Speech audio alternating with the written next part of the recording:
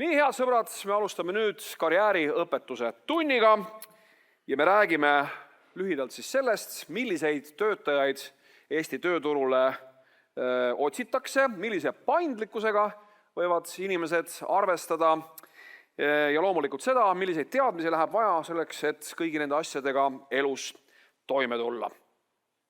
Arto, ma olen 12. klassi õpilane. Ma elan kodus, mul on ema, isa, kes hoolitsevad minu eest, nad annavad mulle süüa.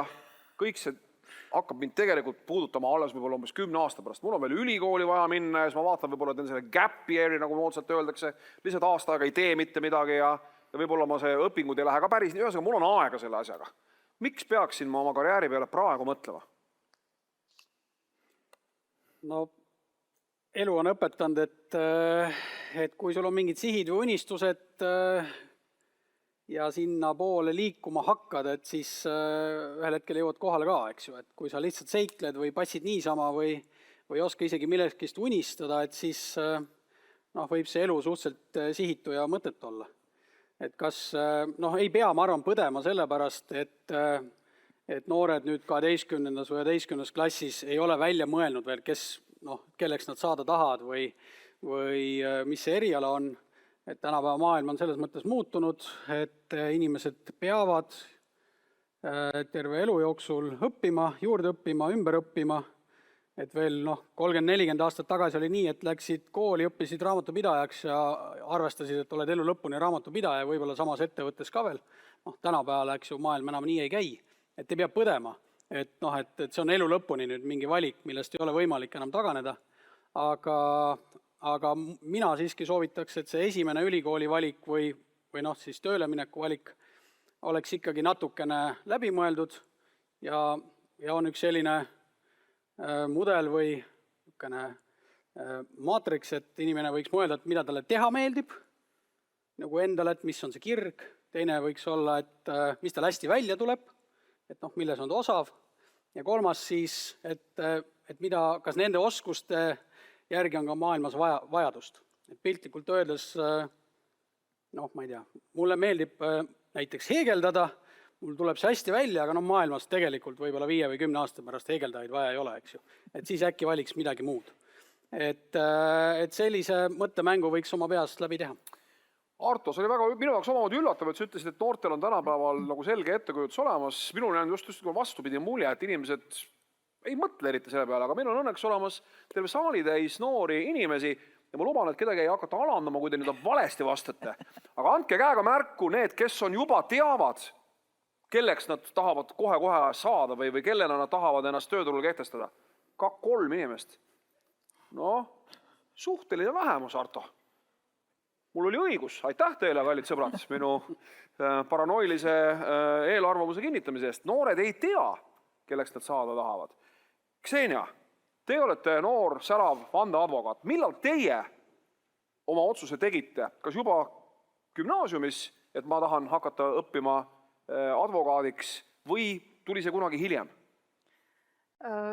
See juuraõpingud algasid mul juba tegelikult keskkoolis, aga advokaadiks saamise soov võib-olla kujunes kuskil ülikooli viimastel kursustel.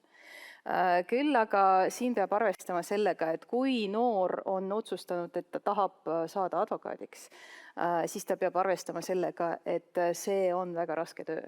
Ehk siis see on küll selline karjääriredel, mida peab ronima, et ei ole niimoodi nagu, näiteks võtame kas või IT-d, kus progeda saab juba alustada kas või keskkoolis, et ma arvan, et on selliseid andekaid, kes alustavadki, ma ei tea, kas või 7. klassis, et juristiks sa 7. klassis ei saa. Et küll on noori, kes tulevad advokaadibüroodesse juba 2.-3. kursusel, aga nemad alustavad ikkagi päris algusest ja siis selleks, et advokaadiks saada, peab lõpetama baka, magistrantuuri, siis tegema esimese eksami ja siis teise eksami. Nii et see on päris pikk tee. Minule väga meeldivad Ameerika advokaadibüroodega seotud teleseriaalid, ma jumaldan neid Ja sealt ma olen saanud aru, et advokaatide elus on niimoodi, et iga nagu advokaat peab ikkagi kuidagi spetsialiseeruma. Et ei ole need, ma olen just advokaat, kes lahendab kõiki juriidilisi probleeme, vaid on eraldi advokaadid, kes tegelevad, ma ei tea, seal mingi tööõigusega, on eraldi advokaadid, kes tegelevad abielulahutustega ja on kolmandad advokaadid. Kuidas Eestis on? Kas Eestis on samamoodi, et mul peab olema mingi niisugune spetsiifika, kui ma nüüd olen 12. klassi gümnasist, mõtlen, et see on üks jõle lahe töö, selle eest saab kõvasti raha ja ma olen niisugune hinnatud ja tähtis inimene ja võib-olla kutsutakse televiisorisse esinema, ma tahan saada advokaadiks. Kas ta peab juba mõtlema ka selle peale, et ma tegelikult pean spetsialiseeruma ühel hetkel? No eks see sõltub sellest, millises büroos inimene siis tööle hakkab, kas siis suuremates büroodes kindlasti toimub ikkagi üsna kitsas spetsialiseerumine, väiksemates büroodes vähem, aga no eks see on inimese valik, et kuhu ta läheb. Küll aga need eelistused muutuvad, et kui noor tuleb, ma ei tea, teisel kursusel, sest ta on just läbinud, ma ei tea, mingi tsiviilõiguse alustalad ja siis otsustas, et ta tahab olla just kõva tsivilist, siis võib olla neljandal või kolmandal kursusel või siis juba magistri esimesel kursusel ta otsustab, et see krimi on ka tegelikult huvitav, et näeb kolleege siis kohtus esinemas ja siis mõtleb, et teeks krimi. Nii et ma arvan, et seda kitsat spetsialiseerumist ikka koolis ennustada veel ei saa, sest sa ei tea ju, mis see juura on ja mida üldse võib teha ja kuidas see käib. Karina, kui suure üllatusena tuli teile see, et meie noortest siin ikkagi päris paljud ei ole veel otsustanud 12. klassis eriala, millel nad tahaksid oma elus töötada. Tartu tegelikult ju väga hästi ütles, et ega see otsus ei pea olema eluaegne, eks ole, et sa võid esimesed 5 aastat näiteks teha mingit ühte asja, aga ikkagi päris palju noori oli ja ma kuidagi ei mõistanud hukka, mina ka ei teadnud. Mina teadsin, aga väga paljud minu klassikaaslased ei teadnud, mida nad tegema tahavad hakata. Et kui suure üllatusena see teile tuli või teie taju on umbes samasugune, et tegelikult noored ikkagi väga viimase hetkeni ootavad ja mõtlevad? Mina küll üllatunud ei olnud. Mul oli teie vanusel pea täiesti laiali otsas. Ma teadsin mitut asja, mida ma nagu tahan teha ja kui on nagu vähemalt 3 asja või isegi 4, ja siis on ka raske otsustada, sest midagi peab otsustama ja päris keeruline oli. Aga minu meelest see on normaalne, et kõik ei tea, mida te tahate praegu. See ei tähenda, et see on elu lõpuni nii, et teil on suurem osa elu alles ees ja see suurem osa on ju teadlikum. Sellepärast, et praegusel ajal minu meelest 100 aastani välja vedada pole mingi probleem ja mis te olete alles 17, 18, 19, see ei ole mitte midagi. Alles hakkate elama. Ja sellest 3-4 asjast, mille peale te 12. klassis või gümnaasiumis või keskkoolis mõtlesite, oli ka see asi, millele te lõpuks praegu töötate? Jah, aga ma ei alustanud üldse sellega siis.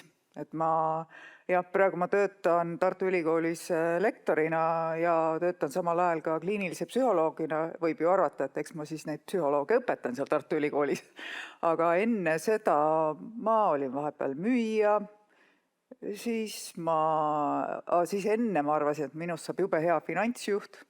Et õppisin majandust ja mõtlesin, et minust saab väga hea firmade likvideerija. Nii huvitavad numbrid oli, see oli nii äge. Kuni siis mingi moment tuli, et äkki teeks ikkagi lõpuks ometigi seda, mida ma tegelikult olen kõige rohkem igatsenud ja aina rohkem hakkas tunduma, et kogu elu kisub sinnapoole. Ja siis läkski käest ära. No ma arvan, et sina vist lõpuklassis vaevalt, et unistasid, et ma tahan saada Tööinspektsiooni peadirektoriks. Tööinspektsiooniga vist polnud sellel ajal, eks ole olemas. Oli olemas juba. Aga sa mõtlesid, et see oleks üks lahe koht, kuhu ma tahaksin. Ei, absoluutselt mitte. Mina keskkoolis unistasin saada kunstnikuks. Ja ka õnneks ma ei saanud kunstiülikooli sisse, sest 3 inimest võeti tol hetkel vastu, tahtjaid oli uskumatult palju ja siis tegin järgmise valiku, sest et 92. aastal, kui ma kooli lõpetasin, öeldi, et see jurist ja advokaat ja just nimelt need Ameerika sarjad, et ma lähen siis seda õppima, kusjuures ma polnud õrna aimugi, mis asi see on, aga oli selline ettekujutus, et sealt saab head palka. No palk ei ole suugi vähetähtis. Ja minu arust see on hästi huvitav ja hästi oluline tähelepanek, mille Maret praegu tõi, et ma ei saanud kuhugi sisse, jumal tänatud, et ma ei saanud. Minu arust on täpselt samasugune asi, ma üritasin ka kuskil lavakunsti kateedrisse sisse saada, jumal tänatud, ma ei saanud. et ei maksa nagu stressata selle pärast, kui te kuhugi sisse ei saa, see võib olla niisugune teatav jumalik sekkumine, kui te sellistesse... Aga ma võin sulle öelda, et sel hetkel ma olin ikkagi väga õnnetu. No sellel hetkel muidugi. Tänasel päeval, kui siis nii-öelda vaatan realistlikult oma kunstioskusi ja nii edasi, et ma oleks olnud uskumatult sitt kunstnik. Aga kui ma kooli lõpetasin, siis loomulikult ma arvasin, et vähemalt Rembrandt, eks. Muidugi, no see on umbes nagu, kui poissõber või tütarlaps jätab maha, et me kõige põeme seda, aga tegelikult pikas perspektiivis. Et jube hästi läks. Jube hästi, absoluutselt. Blessing in disguise kasutatud niisugust väljendit inglise keeles ehk õnnistus nii-öelda siis camouflage'is või õnnistus, mis on maskeerunud millekski muuks ehk siis õnnetuseks, aga selleks. Arto, Eesti on üks erakordselt segreneerunud tööturuga riik, üks hullemini selles mõttes, hull võib-olla on vale sõna, aga üks silmapaistvamaid riike maailmas selles osas, kus nii-öelda meeste tööd ja naiste tööd on ikkagi väga nagu räigelt lahus. Ja juba tegelikult keskkoolis või gümnaasiumis juba tegelikult antakse nagu mõistad, et kui sa ikkagi nagu oled tüdruk, et võib-olla nagu füüsikaga või matemaatikaga sa tingimata ei peaks tegelema, et tegele mingisuguste pehmemate asjadega. Aga vaata, Arto, mina olen 12. klassi poiss ja mina tahan saada lasteaiaõpetajaks ja minu pruut tahab saada bussijuhiks. Mis me teeme? Go for it. Aga kuidas me läheme?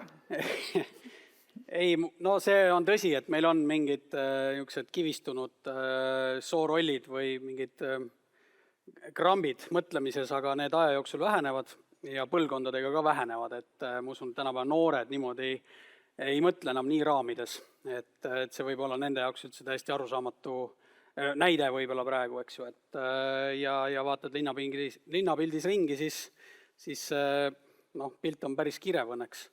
Või lihtne näide, ma käisin lapsega, mul on 6-aastane tütar, käisime uisutamas ja siis seal tuli see uisupuhastusmasin, tuli vahepeal platsile ja mina ütlesin tütrele, näe vaata, et tüdruk on roolis. Ja minu jaoks see tundub nagu äge, et tütarlaps on nagu traktori roolis ja minu tütar ei saanud üldse aru, et umbes, et millest sa räägid, et mis asi, et mis seal üllatavat on. Et nii see käib ja see on tore, et ikkagi ei, kui on kirg midagi teha, siis minge ja ei mingit soorolle ega mingit tobedaid komplekse. Just, et ma olen sinuga väga nõus, aga noored võib-olla tõesti ei saa aru, et miks tehakse sellest numbrit, et ma ei tea, tõesti tütarlaps on mingisuguse asja roolis, aga tööandjad ehk meie vanused inimesed, meie elame ikka selles nõukogudeaegses soorollide probleemis ja see ei ole lihtsalt kuskil õhku visatud fraas, et me oleme nagu, et see meie tööturg on nagu hästi nagu meeste ja naiste tööde vahel jagunenud, see on ametlik statistika. Ma ei tea, näiteks Lätis ja Põhjamaadest rääkimata on see olukord ikkagi hoopis teistsugune. Et sa muidugi ei ole tööandjate direktor, eks ole, sa oled tööandjate keskliidu juht, aga sa ei saa neile korraldusi anda. Aga ometi, kas te nagu räägite sellest ka suurte ettevõtete juhtidega, nende niisuguste rollide, soorollide või nende töö sooliste jagunemiste murdmisest või lihtsalt mõtletega, see on mingi niisugune asi, mille peale ei ole vaja mõelda, et mis ise kuidagi põlvkondadega laheneb? Eks need teemad ikka käivad läbi, et meie küll tahaks uskuda või minu kogemus on, et meil seal Tööandjate Keskliidus või siis ettevõtjate esindusorganisatsioon, et see võib-olla nimi Tööandjate Keskliit kõlab võõrana noortele, et see on ettevõtjate katusorganisatsioon, et need liikmed, kes seal on, keegi vähemalt kõva häälega küll ei julge rääkida, et see on meeste töö ja see on naiste töö ja et naistel tulebki vähem maksta või sellist lolli juttu ei räägi tänapäeval nagu enam keegi, see ei ole parketikõlbulik. See jutt ei ole parketikõlbulik, aga see praktika on ikkagi väga parketikõlbulik. Tõsi, need vanad mingid mallid on jäänud sisse teatud sektoritesse, aga mulle tundub, et see muutub praegu väga-väga kiirelt. Inimesed muutuvad, töötajad muutuvad, noored on teised, meil on tohutu tööjõukriis, sa ei saa enam teha selliseid napakaid valikuid tegelikult inimesi värvates või kedagi eemale lükata sellepärast, et ta on ma ei tea, teistsugusest soost, teistsugusest rahvusest või nahavärvist, et see vajub hästi ruttu ära. Ksena, kuidas advokaatide maailmas on? Naisadvokaadid on väga, mulle isiklikult tundub jällegi nende seriaalide mõjutusel, et naisadvokaadid on väga tavaline asi maailmas. Kuidas Eestis on? Advokatuuri liikmeskonnas on natuke üle poole vist koguni, jah? Ma võin eksida, aga see protsent on kuskil 50 kanti. Küll aga on viimasel ajal meedias läbi käinud see, et kas naisel on siis raskem kui mehel tõusta advokaadibüroo partneriks, suure advokaadibüroo partneriks. Siin on tõesti nagu need arvud on sellised, et mehi on rohkem, küll aga ei ole arusaadav, kas see on naiste teadlik valik, et kas nad siis valivad lihtsalt rohkem oma perekonda ja siis ei pinguta nii palju tööd. Sest selleks, et saada advokaadibüroo partneriks, peab ikkagi tegema väga palju tööd. Nii et ma ei saa absoluutselt väita, et naisi nüüd tõrjutakse juhtpositsioonidelt eemale, et see on pigem on nende meie advokaadibüroo näiteks juhtivpartner on naisterahvas ja väga atraktiivne ja väga armas ja väga hea juht ka. Nii et siin ma ütleks, et advokatuuris on ikkagi naistel kõik korras. Väga hea ja advokaadibüroo partner siis selgituseks on siis omanik, eks ole, inimene, kes on selle büroo omanike ringis. Karina Alekseina ütles väga huvitava asja, et sellist naiste tõrjumist juhtivatelt kohtadelt tingimata ei olegi, küll aga naised võib-olla ise püüavad kuidagi võib-olla eemal olla just nimelt sellepärast, et neil on, eks ole, kodus pere ja lapsed ja see on ikkagi ka omamoodi niisugune ju teatav sooroll, eks ole, et ma olen naine, ma pean justkui, ma ei tea, lapsi kanseldama ja oma pere eest hoolitsema ja ma ei saa oma karjääris minna nii lõpuni välja. Võib-olla mõnel on see tema enda soov valik, aga teistel võib-olla on see mingisuguse paratamatuse tajumine. Või mida teie arvate? Seal on tõe põhi all küll, aga tõde on ka see, et lapsed tulevad tänapäevani ikkagi veel naisterahva seest. See on füsioloogiline fakt ja midagi pole parata, et see selline imik on ju nii abitu, et keegi peab ta eest hoolitsema ja ikkagi tavapäraselt on see naisterahvas, et seal ei ole mitte midagi ebaloomulikku. Ja selleks, et kuskil karjääriredeldil tõusta, ei piisa tavaliselt 8 tunnist päevas ja 5 päeva nädalas, vaid inimesed teevad oluliselt rohkem tööd, topeltkoormusega tihtipeale ja võib-olla aastaid ja samal ajal, kui on väiksed lapsed, siis ei ole mõeldavgi. Et hea, kui sa üldse võib-olla natukene jõuad tööd teha ja see võib olla tõesti teadlik valik, jah, minu seest see laps tuli, traditsiooniliselt naised on need, kes on kodus, see ei ole otseselt peale surutud ja aina rohkem on neid mehi, kes võtavad siis selle isapuhkuse välja ja need on ka sellised perekondlikud kokkulepped, aga eks ta ikka niipidi kipub olema, et lapsed ja perekond võtavad rohkem aega naistelt ära siiamaale. Aga ega see ju noort naist või ütleme minu klassikaaslast, minu klassiõde 12. klassis ju väga ei kuidagi julgusta ja rõõmusta, et nii ongi, et see ongi niisugune paratamatus ja sinust ei saagi advokaadibüroo partnerit või on vähemalt väga raske saada, juhul kui sa lapsi tahad saada ja kas see ei hakka jälle omakorda kuidagi vastu töötama naiste soovile tõepoolest mõni laps sünnitada? No pigem mitte, et seda, et sa ei saa partneriks sellepärast, et sul on lapsed, mina ei ole küll oma elus sellist argumenti kuulnud. Küll aga võib naisterahvas otsustada, et ta võtab siis mitte 1,5 päeva puhkust, 1,5 aastat puhkust, vaid 3 aastat puhkust. Miks mitte? Ja siis, kui ta selle puhkuse ajal vaikselt tööd teeb, ega seda väga palju ei ole, aga samas see on juba advokaadibüroo partnerite otsustada, et millist rolli ta täidab, et on ka selliseid partnerid, kes on sirgunud partneriks ka kohe pärast lapsehoolduspuhkust. Eks see kõik sõltub sellest, millist tööd sa teed ja kui edukas sa oled. Et see ei ole otseselt seotud lastega.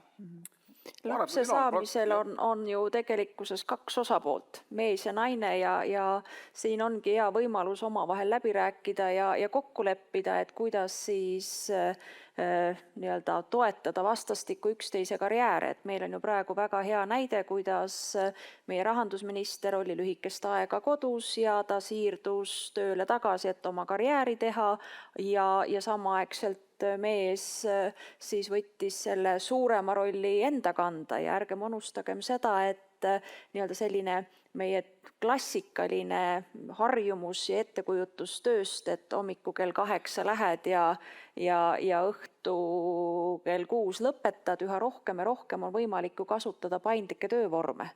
ja see on just ju selleks, et paremini ühendada töö- ja pereelu.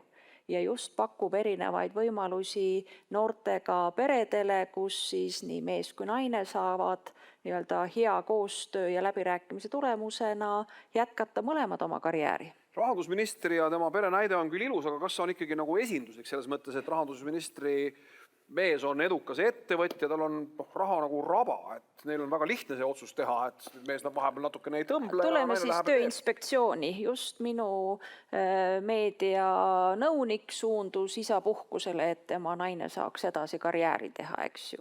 Aga kuidas sa soovitad neid läbirääkimisi pidada? Ühes tavalises keskmises Eesti peres, kus midagi ei ole teha, ja see on lihtsalt suvaline näide praegu, mehel on töö, mille eest makstakse rohkem raha ja see ei ole kuidagi seotud sellega, et naistele üldiselt makstakse vähem või midagi taolist, naisel lihtsalt ei ole nii head tööd. Mismoodi neid läbirääkimisi pidada? Aga naine tahab ka oma karjääri teha, naine tahab oma elus edeneda, laps ei ole enam päris imik, loomulikult imiku kõrvalt on erakordselt keeruline karjääri teha, aga mingi aasta, 2-3 pärast ikka. Kuidas neid läbirääkimisi, peame neid läbirääkimisi, mina olen see mees ja sina oled nüüd see naine. Mis sa ütled mulle? Enne lapse tegemist, ma ütlen, et enne lapse tegemist juba hakkame me läbi rääkima, et kui me plaanime, enne lapse tegemist olen nõus kõigega, aga kui laps on lõpuks sündinud, ma tahan hakata viima muutusi sellesse lepingusse. Kuidas see läbirääkimised on? See lepibki kokku, me Mihkel ei tee enne last, me ei tee enne last, kui meil on need asjad omavahel kokku lepitud. Just. Aga ütleme, et alguses sa siis andsid nõusoleku, et sa oled jäägitult nõus öössel üles tõusma, mähkmeid vahetame ja nii edasi, reaalsuseks aga tegelikult ei ole nii-öelda laps nutab, tahab süüa, mähkmed märjad, sina magad. Täpselt. Et eks siis olegi see, et tuleb nii-öelda rääkida, nii tegelikkuses need on ju samasugused läbirääkimised nagu ka tööl, kus siis töötaja ja tööandja peavad ju tingimuste üle läbi rääkima, et võtta siis nii-öelda need konkreetsed faktid. Mina olen nüüd siin juba 6 kuud lapsega tegelenud, minu karjääris oleks oluline mingi osaga tööle tagasi minna, et Mihkel, et kas sa näed meie tulevikku pikalt üheskoos või mitte? Aga ütle mulle, kas me äkki peaksime lepingu sõlmima? No ma ikka loodaks, et kodus saaks asjad hakkama nii, et me ei sõlmi lepinguid ja ei pane allkirju alla ja ei lepi kokkuleppe trahvides, et see vist ei ole väga jätkusuutlik.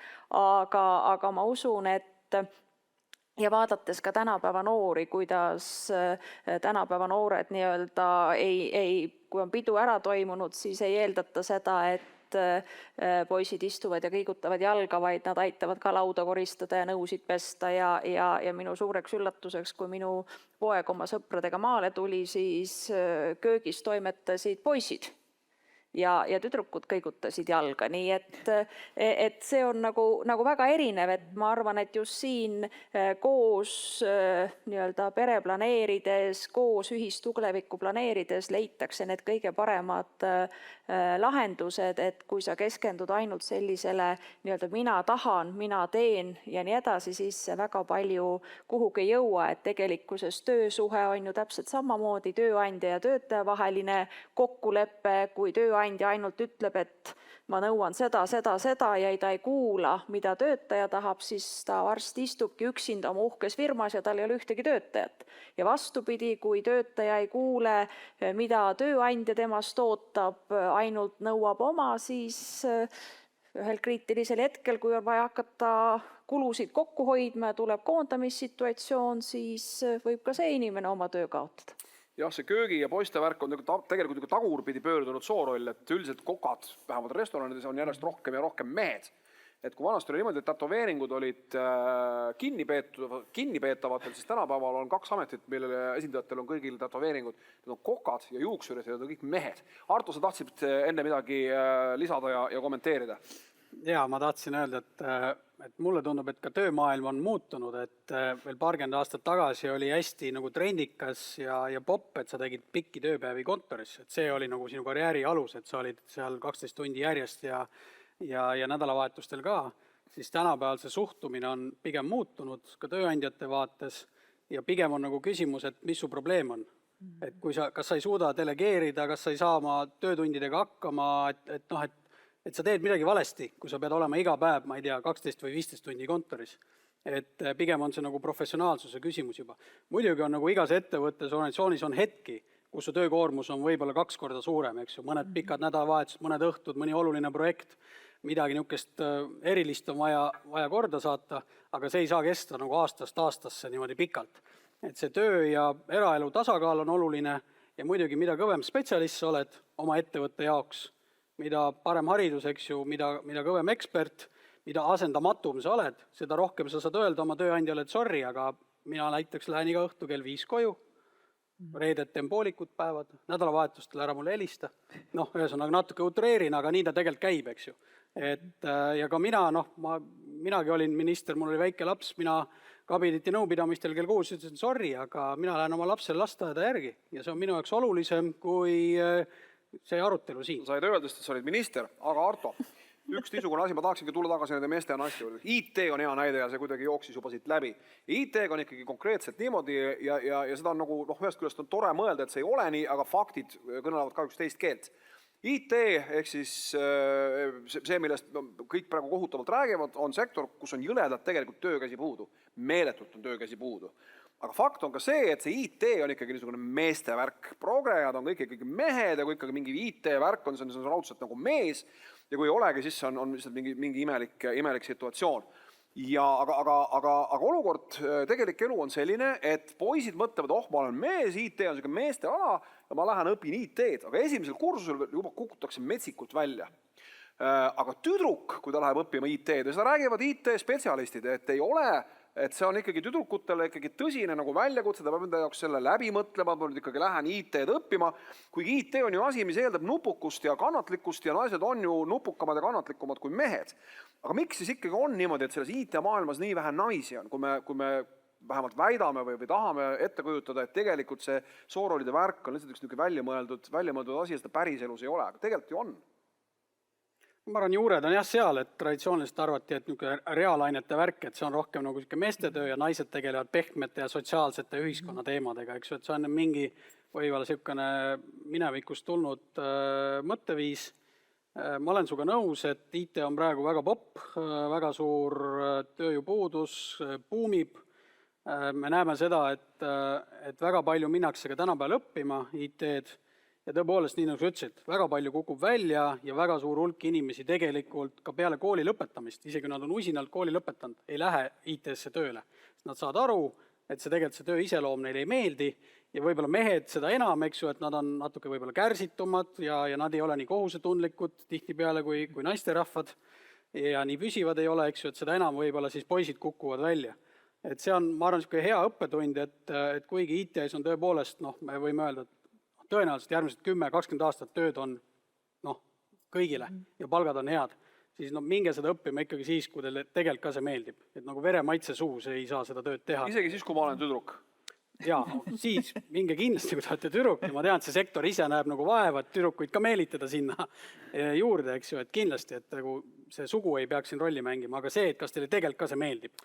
Ksenia, aga mis juhtub siis, kui noor preili lähebki õppima ala, mis on just nagu meeste ala, üritab sinna meeste maailma siseneda ja lähebki tööle tõesti näiteks mingisse IT-ettevõttesse?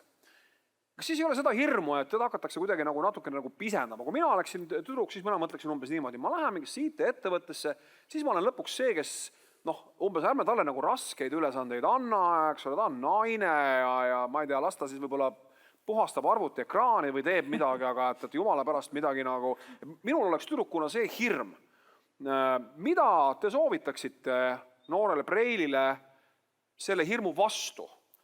Sest see tegelikult on ju täiesti nagu reaalne ja igati mõistetav hirm, et ma sisenen meeste alale ja tegelikult advokaadina on ütlete, et üle 50% advokatuuri liikmetest on naised, aga kuidagi stereotüüpselt mulle ka nagu tundub, et võiks olla selline hirm, et ma lähen sinna, ka raskemad case'id antakse ikka meestele ja mina siis olen seal see paralegal või kuidas nende kohta öeldakse inglise keeles.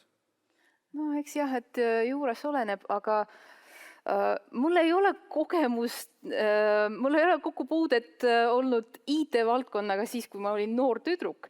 Küll aga oli mul kokkupuude mitu aastat tagasi, kui üks minu klient, kes tegeleb küberturvalisusega, suur firma ja tema väga kutsus mind enda juurde juristina tööle ja tema peamine argument oli see, et no tule palun meie juurde, meil on kõik mehed, meil on nii vaja naisi. Nii et siin ma nõustun Artoga, et ikka on vaja sinna tüdrukuid. Äkki seal oli mingi tagamõte, äkki see oli selline seksistlik ettepanek, et meil on vaja, et mõni silmarõõm ka ringi liiguks meil. Ma ei usu, et kellelgi võiks olla midagi selle vastu, et olla silmarõõm. Mind ikka kutsuti sinna tööd tegema, et mitte lihtsalt niisama ekraane puhastada. Karina, mida teie sellest arvate? Noorte preilide võimalikust hirmust siseneda maailma, kus prevaleerivad mehed, aga ka vastupidi. Nagu ma ütlesin, ma olen 12 aasta poiss, mina tahan hakata tööle lasteaias, aga seal töötavad vanad naised. Ja kuidas ma seal hakkama saan? Okei, nad võib-olla ahistama tõenäoliselt ei hakka, aga võib-olla ikkagi kuidagi vaatavad, et las see mees, ma ei tea, läheb tõesti tegeleb mingite lihtsamate asjadega, et laste kasvatamist me küll sellele tüübile ei usalda. Kuidas selliste hirmudega toime tulla? Ja, see viimane näide oli hästi lõbus, ma kujutan ette, et kui on sellised vanemad daamid seal ja siis tuleb selline noormees, kes on tegelikult väga meeldiv ja hea spetsialist, et tema võetakse kindlasti nagu ovatsioonidega vastu, sellepärast, et ta on nii meie pesamuna, las ta siis teeb kõike, et teda kantakse ilmselt kätel. Aga tõepoolest võib olla sedasi, et sisened kuhugi turule, kus on eeldus, et see on mingi meeste või naiste töö ja ega siis tegelikult muud ei jää üle, peab olema, tänapäeval öeldakse, peab olema resilientne ehk vastupidav, et põhimõtteliselt, kui see on minu ala ja ma tean, et see mulle meeldib, siis ma ei anna alla. Et ma lähen ja ma lihtsalt ajan oma rida, kuni kolleegid ka aru saavad, et ma ajan oma rida ja vahet ei ole, kas ma olen mees või naine selles rollis. Ma arvan, et sina oled sisuliselt nagu tank, et sa oled ikkagi tulnud läbi tule ja vee ja ma mäletan, sa võib-olla ei taha ma seda meelde tuletan, aga ma tuletan seda hea näitena meelde. Sa olid kunagi sotsiaalminister ja siis sa olid mingisuguse, ma isegi mäleta, millest see jama oli, mingi skandaali keskmise sind ikka nagu peksti vasakult ja paremalt. Aga sa ka ikkagi nagu ükski lihas näos ei liikunud, käisid televiisoris, andsid aru ja tulid sellest asjast kuidagi nagu tublisti välja. Sina oled pidanud ennast kehtestama läbi aastate meeste maailmas. Kuidas see sul on õnnestunud? Sa pead tahtma teha seda, mida sa nii-öelda teed ja mitte laskma ennast häirida. Ja tegelikkuses mitte laskma ennast ka nendesse nii-öelda mingitesse rollidesse lükata, et mul on minu poliitikakarjäärist väga hästi meeles minu nii-öelda vahetu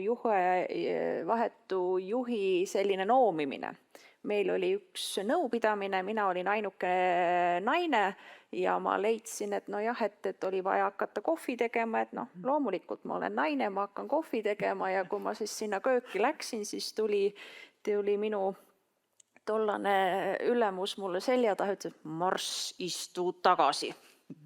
Ja siis ma läksin, istusin tagasi ja ta tegi mulle tuge sellega, et see, kus meid külla kutsuti, ehk et võõrustaja siis oli sunnitud ise kohvi tegema, aga et see on täpselt see, et kas sa ise ka võtad need mingid rollid ette, et mitte nüüd kas või koosolekutel, et ka mina õpetan oma kolleege sellega, et tavaliselt, et kui on mingi nõupidamine, siis ikka naisterahvas peab olema see, kes protokollib, et siuke sekretäri töö, et siis ma ka ütlen oma meeskolleegidele, et oi, sul tuleb ka kindlasti see väga hästi välja, nii et mitte nüüd see, et minna nüüd nii-öelda lolliks, et oi, et nüüd mina olen naine ja ma nüüd mitte kunagi kohvi ei vala, eks ju, et me ei tohiks nagu ise seda üle reageerida, aga kui nagu kõik nii-öelda hakkavad sind survestama, et vot, et sa peaksid nüüd seda või teist tegema sellepärast, et sa oled naine, siis on sul alati valik, kas sa teed seda või siis sa kasvatad ka kedagi teist, aga mulle tundub, et nii-öelda uus põlvkond, kui ma vaatan oma poega, siis nad pigem vaatavad mind ja Mihkel sinusugust kui selliseid dinosauruseid, kes räägivad mingisugustest soorollidest ja muredest ja probleemidest, et ma arvan, et need noored, kes siin istuvad, nad kuulavad meid ka, et kas teil midagi targemat rääkida ei ole, kui ise tekitate siin probleeme, mida tahate nüüd laheta. See on õige, ma arvan, et selle väikese vahega, mida ma tegelikult juba enne ka ütlesin, et muidugi noored saavad sellest väga hästi aru, et see on üks nonsense, aga töö, nii kaua kui sinu ja minusugused oleme tööandjad, mitte meie sugused, aga meie eakaaslased on tööandjad, nii kaua on see probleem ikkagi olemas, sellepärast et ja väga paljud tööandjad, Arto nõustub minuga, on ikkagi nii-öelda keskeas inimesed, kelle väärtusmaailm on suuresti pärit ikkagi nõukogude ajast, kui need soorollid olid väga olulised ja väga tähtsad. Arto, me karjäärivalikuid tehes, ma tean, meil siis 12 klassi õpilased, võiksime ju mõelda, et see, millist karjääri ma teen, võiks olla kuidagi harmoonias selle eluga, mida ma siis hakkan elama, kas mehe või naisena. Ja mina mõtleksin võib-olla umbes siis, ja mõtlengi 12. klassi poiss nagu ma olen, ma mõtlengi, et ma ikkagi olen mees ja minu elu on selline ja maskuliinne ja kuidagi domineeriv ja mina olen ikkagi pere pea ja mina pean selliseid töid tegema ja hakkan õppima vastavalt ka sellist ala. Aga kas äkki moodsal tööturul ei ole hoopis nutikas teha vastupidine pööre? Et ma olengi nagu tugev ja kuidagi nagu äkiline ja konkurentsivõimelisem siis, kui ma õpingi mingisugust sellist ala, mida nagu minult kui mehelt ei oodata ja vastupidi ka naiselt ei oodata. Ja oluline on ju silma paista, eks ole, kas see võiks anda mulle mingisuguse eelise tööturul, et ma õpingi kohe nagu, ja mind huvitab ka see, õpingi kohe nagu meelega asja, mida tegelikult eeldatakse või oodatakse või omistatakse minu vastassoost inimesele. Minu silmis see sugu ei ole siin jälle nagu see kõige põhiline ja ma arvan, et tõesti noorem põlg on nii sookeskselt ei mõtle. Eristumise mõttes kindlasti aitab, aga ma arendaks seda mõtet niipidi edasi, et igal juhul tuleks õppida neid asju, mis on keerulised, mida teised ei viitsi, eks ju, mis võtab aega, mis on eduka ja ebaeduka inimese vahe. Edukas inimene teeb neid asju, mida ebaedukad ei viitsi teha. Ärkab varem, õpib rohkem, käib rohkem trennis, ma ei tea, magab paremini, hoolitseb oma tervise ja vaimu eest, eks ju, et pingutab rohkem. See tähendab tihtipeale seda, et ta õpib mingit valdkonda, mida ei omanda 3 kuuga, eks ju, vaid võib-olla 5 aastaga, võib-olla 10 aastaga. Et miks ühel hetkel arstid teenivad väga raha, eks ju, nad omandavad eriala 10 aastat, mitte 3 kuud. Et see peaks olema see mõtteviis, et kui palju sa oled valmis pingutama ja usku mind, see pingutus tasub hiljem ära tööturul, kui sa mõtled palgatöö peale.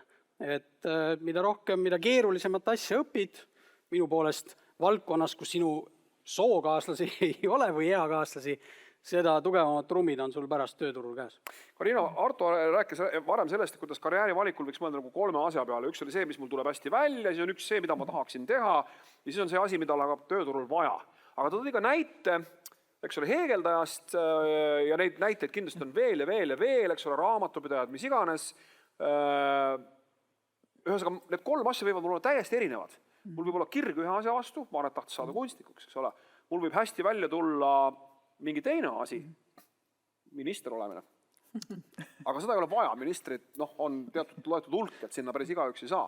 Et mida ma siis teen, millest ma peaksin kinni hoidma ühest, kui ma pean 3 valima, nüüd mõeldes, mida ma õppima hakkan? No ma ei tahaks valida 1-3, ma tahaks seda paketti näha. Just, paketti ei ole olemas. No siis tasub endale esitada küsimusi nagu väike laps, igasuguseid miks küsimusi ja hästi palju. Me teame kõik seda perioodi, kui mingisugune 4-aastane küsib su käest iga asja peale, et aga miks? No miks ja kõigil on lõpuks juhe koos.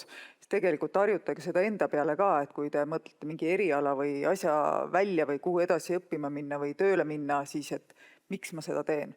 Ja vahest on hea ka see, et hea küll, ma teen seda praegu, sellepärast, et mul on raha vaja, ma saan seda teha, ma oskan ka, see, kas ta mulle võib-olla perspektiivikas paistab praegu, see on võib-olla teine küsimus, ma jätan selle kõrvale.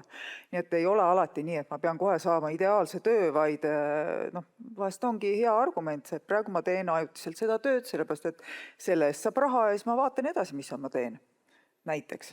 Kas niimoodi võib ka mõelda, et inimene mõtleb, et mida ma lähen õppima, äkki mul on minna mõtet õppima ala, mis on veel olemas siis, kui ma ülikooli lõpetan, olemas selles mõttes, et raamatupidajad on praegu küll veel füüsiliselt olemas, inimesed, aga me teame, algab see 21. sajandi majandus, eks ole, arved maksavad ennast ise ja kõik see värk käib kuidagi läbi pilve ja ühel hetkel raamatupidajaid lihtsalt ei ole enam vaja.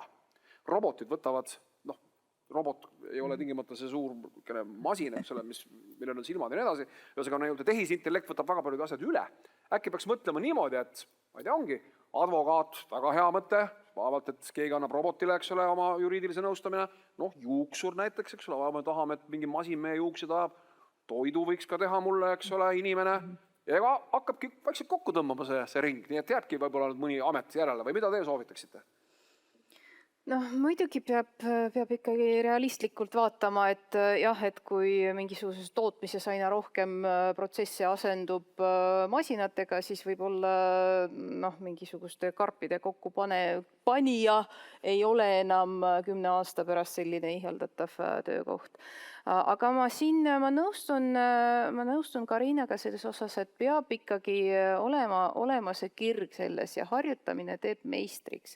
Et kui rääkida näiteks advokaaditööst, ei tasu minna või ei tasu mõelda, et ma tahan olla advokaat sellepärast, et advokaadid saavad suurt palka.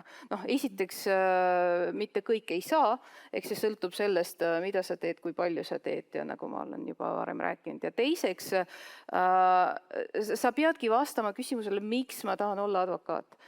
Rahaline argument ei ole, ma arvan, et ka Arto nõustub, et ei ole mitte kunagi see õige argument, et miks teatud töökohta endale valida. Selleks, et olla näiteks kohtuadvokaat, sul peab olema väga tugev õiglustunne. Et kui sa ei salli seda, et kellelegi tehakse liiga, siis sul on potentsiaali olla advokaat, et sa lähed kohe kaitsma, et nii ei saa, sest seadus ei luba ja ma ei tea, mis iganes moraal ei luba. Aga niimoodi, et advokaat lihtsalt seal, ma ei tea, kirjutab pabereid ja saab selle eest raha, see ei ole õige motivatsioon. Ja advokaadi puhul sa pead mõtlema ka sellele, et võib-olla kas ma olen valmis kaitsma mõrvarit, pedofiili ja nii edasi, et see ei ole ainult see üks pool nii-öelda glamuurist, mida me telekas näeme, et siin on ju need spetsialiseerumised, aga sa pead erinevaid küsimusi küsima, et milleks ma valmis olen. Seda kindlasti. Maaret, sinu kirg oli kunst. Kunstnikku sinust ei saanud, aga sa oleksid võinud ka sinna kooli mitte sisse saamise järel öelda, ei, mind ei huvita, minu kirg on see ja ikka lähen läbi seina ja ikka kirg. Aga äkki on nii, et see kirg võib ühel hetkel ka tegelikult just kujuneda takistuseks sinu eneseteostuse teel? Eks kindlasti, et eks sa ju saad 1 aasta sisse astuda, 2 aasta saad sisse astuda ja 3. ja 4. ja 5. et ühel päeval, nii kaua kui vanemad on nõus sulle süüa andma, nii kaua sa võid ju seda lapsepõlve pikendada. Aga ühel päeval, kui sa seisad silmitsi, et tahaks välja minna, aga raha ei ole, siis sa pead ju tegema neid valikuid. Ehk et siin ongi see, et kuidas jõuda siis selleni ja arusaamisele, et mis on see, mis mind huvitab, kas see toob leiva lauale ja kui nii-öelda siin tulevad siis nii-öelda tagasilöögid, et mis on see kõige lähedamsem asi, mis mind huvitab ja kas ma olen võimeline seda tegema, sest ütleme, väga raske on olla hea töötaja, kui sa tegelikult ei taha seda mingit töölõiku teha, et tegelikkuses ju mida tööandjad otsivad häid töötegijaid, kes tahavad panustada kogu hingega, et nad lihtsalt ei käi tööl, vaid et nad nii-öelda teevad tööd hästi hingega, siis on rahul. Ja nüüd ongi see, et siis tulebki maha istuda ja mõtelda, et mis asi on see, mida ma olen nõus siis 8–5 tegema. Arto, meil on 2 minutit tunni lõpuni. Anna noortele nõu. Mis on need vead, mida nad peaksid vältima, mida tööandjad tajuvad, et noored inimesed teevad tööturule sisenedes? Et võib-olla algul aeg-ajalt kohtab ebaadekvaatselt kõrgeid nõudmisi, enne kui inimene on ennast tõestanud, et võtab aega, käi tööl, omanda oskusi, tõesta ennast ja siis hakka võib-olla mingeid tingimusi esitama. Too mõni hea näide, markantne näide ebamõistlike tingimuste esitamisest. Millest sa oled kuulnud oma kolleegide käest? Üksikuid näiteid halb tuua, aga võib-olla ka palganõudmised on praegu päris kosmilised algul, mida sa kuuled. Inimene läheb esimest töökohta küsima võib-olla ka kooli kõrvalt ja noh, küsitakse midagi väga, väga kosmilist. Mis on väga kosmiline, viska mõni number? No ma olen kuulnud, et koolipingist võetakse programmeerijaid või nad küsivad seal, ma ei tea, 4-5 tuhat kätte, eks ju, et see on väga ulmeline palgatase, mida on raske maksta. Aga ja ma arvan, mis nagu vanema põlvkonna, meiesuguseid vanasid nagu nässe, eks ju, kõige rohkem häirib, on justkui see suhtumine töösse ja tööharjumusse. Et öeldakse, et vanem põlvkond oli palju nagu, ütleme, tõsisemalt suhtus keskendus, oli palju lojaalsem ja nii edasi, eks ju, et noored liiguvad palju rohkem, vahetavad tööandjad palju rohkem, austavad oma vaba aega, ei võtagi nädalavahetusel kõnet vastu, eks ju, ennekuulmatu meiesuguste, eks ju. Just eelmises tunnis räägite meile, kuidas seda mingil juhul ei tohi vastu võtta tööalased telefonikõnet meenutada. Aga ütleme, minusugune ikka tahaks helistada mõnikord, eks ju, õhtul kell 11 või nädalavahetusel ja ma olen närvis, kui inimene ei vasta. Empaatiast räägiti ka.